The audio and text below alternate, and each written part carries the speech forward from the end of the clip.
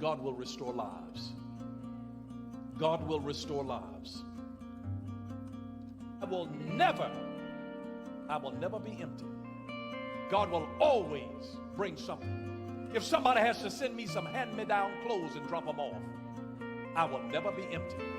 If somebody has to put some food by my door, if I have to get here, I will never be empty, because the Lord is my shepherd. It's not that I have everything I want, but I will never be empty. This is not about greed, but God will say, look, you got something. I've already fixed dinner. I know that you may not want this, but this is what we having for dinner today. You will not be empty. I am your shepherd. You'll not be empty. You don't have to be empty.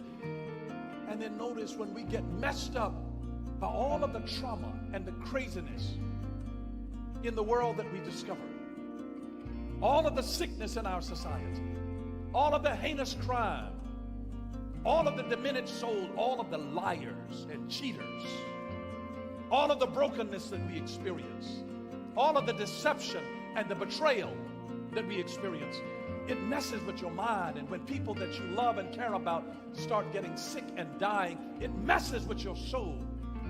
But he leads me beside the still waters, and he begins to restore my soul. I'm getting my mind back. My emotions are coming back into balance. God's going to make it now where it's going to be all right. Other folks can talk about you, post negative things about you, but God will help you to get your soul back. Some of you got twisted up and connected with people, and you got soul ties and still emotionally hooked up, twisted up, tied up with somebody who's not even thinking about you.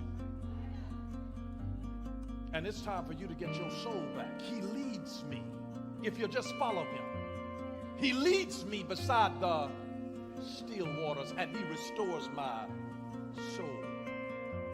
And not only will God lead you beside still waters, calming situations to chill you out and restore your soul, to help you get your mind back, he'll also use other people. How do we know that? Galatians chapter 6 verse 1. Notice, dear brothers and sisters, if another believer is overcome by some sin, you who are godly should gently and humbly help that person back onto the right path, and be careful not to fall into the same temptation yourself. Help restore. If you see someone overtaken in a fault, help to restore that person. God uses people to help restore you. God uses people to help restore you. God uses people to help restore you. I had one of my friends in school who flipped out and totally lost his mind. And I said to him one day, I'm trying to help him. I said, would you go with me over to the counseling center? And what he didn't know is that I had already been to the counseling center and talked to a psychiatrist. And I said, I got somebody I'm going to bring here that needs help. They need help. And I asked him, I said, come go with me over to see the counseling. They want to see me at the counseling center. Come go with me. And I'm trying to get him delivered. Ye that are spiritual.